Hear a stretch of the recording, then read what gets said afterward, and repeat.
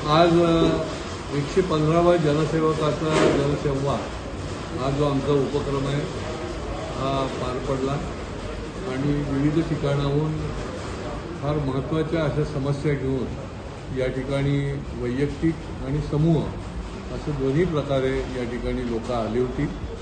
सर्वात महत्त्वाचं म्हणजे आज आम्ही ही जी स्मार्ट मीटरच्या संबंधामध्ये तक्रारी मोठ्या प्रमाणामध्ये आक्रोश आहे आणि लोकांना जणू काही फार मोठ्या प्रमाणात त्यांच्यामध्ये संभ्रम पण आहे, तर त्याच्यासंबंधी सर्व वीज मंडळाच्या वरिष्ठ अधिकाऱ्यांना या ठिकाणी बोलवून ग्राहकांची देखील आम्ही एक बैठक घेतली आणि निरनिराळ्या भागातले ग्राहक आमचे नगरसेवक यांच्या उपस्थितीमध्ये या समस्यांचा उहापोह झाला। त्याच्यामधनं कन्क्लूड पण झालं की याच्यामध्ये काय काय उपाययोजना करण्यात येतील यासंबंधी देखील AC जे काकडे आहेत की संबंध या विभागाचे जे सुपरिटेंडंट इंजिनियर आहेत त्यांनी देखील याच्यावरचं निराकरण कसं केलं जाईल ते सांगितलं की या स्मार्ट मीटरच्या ज्या तक्रारी आहेत या तक्रारीवर उपाययोजना करण्याच्या दृष्टीने आणि विश्वासार्हता राहण्याच्या दृष्टीने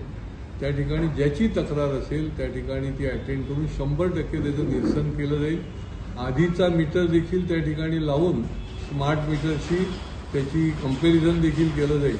नवीन स्मार्ट मीटर ज्या ठिकाणी लावायचे आहे त्या ठिकाणी लोकांमध्ये जागृती निर्माण केली जाईल, त्यांना माहिती दिली जाईल, स्मार्ट मीटरचे काय फायदे आहेत ते सांगितलं जाईल। दिवसभरातले 9 ते 5 या वेळेत जो मीटर वापरतो त्याला शासनाने 85 पैसे पर मीटर सवलत देखील दिलेली आहे, ते देखील त्यांनी त्या ठिकाणी जाहीर केलं। आणि ज्या ठिकाणी नवीन स्मार्ट मीटर लावले जातील तिथे जुने 20% मीटर ठेवून हे स्मार्ट मीटर लावले जातील की जेणेकरून तुम्हाला कंपॅरिझन करता येईल की आधीचा मीटर आणि नवीन मीटर। अशा दृष्टीने अनेक ज्या समस्या आहेत अखंडित वीज पुरवठ्याच्या संबंधी तक्रारीचं नीटपणे अटेंड केलं जात नाही, फोन उचलले जात नाहीत, त्याच्यासंबंधी काही त्यांनी ठोस अशा प्रकारचा निर्णय घेण्याचं या ठिकाणी जाहीर केलं आहे।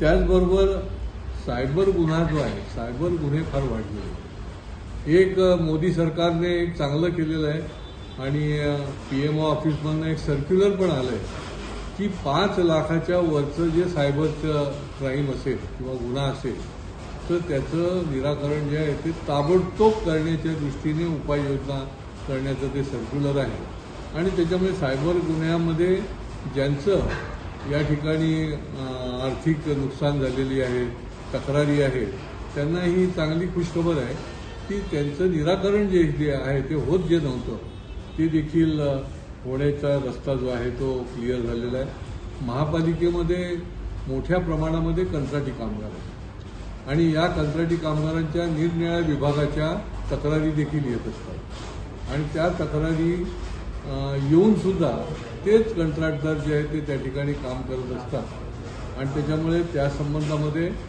तिथल्या अधिकाऱ्यांच्या बरोबर चर्चा झालेली आहे।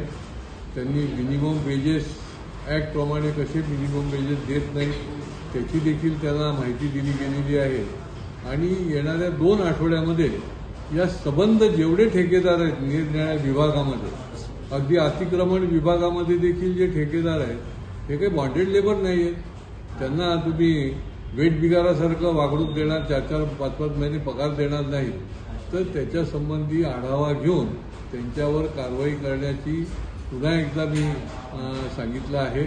आणि लेबर कार्यालयामध्ये देखील या संबंधामधलं तक्रारी ज्या आहेत त्या दिले जाणार आहेत, ते देखील त्या ठिकाणी शोकॉज नोटिसेस देखील त्या ठिकाणी देणार आहेत। बाकी शॉक लागून देखील एका 6 वर्षाच्या समर शेख नावाच्या मुलाचा मृत्यू झाला। हा वागळे इस्टेट इंदिरानगर भागामध्ये उघडी वीज होती, त्या ठिकाणी त्याला शॉक लागला। ती वीज जी आहे ती त्या फॅब्रिकेटेड जागेवर आली आणि त्याचा हात लागल्यावर त्याला त्या ठिकाणी शॉक लागला आणि त्याचा फार दुर्दैवी मृत्यू झाला। वीज मंडळाच्या अधिकाऱ्यांना मी सांगितलं आहे की याची भरपाई ही मिळालीच पाहिजे, कारण की वीज मंडळाच्या हलगर्जीपणामुळे त्या ठिकाणी तो शॉक लागून गेलेला आहे आणि त्या दृष्टीने देखील पुढच्या काळामध्ये कार्यवाही होणार आहे. बाकी निरनिराळ्या वैयक्तिक विषय देखील काही लोकांच्या तक्रारी होत्या, त्या देखील या ठिकाणी आल्या होत्या आणि त्याचं देखील निराकरण जे आहे ते पुढच्या काळामध्ये केलं जाणार.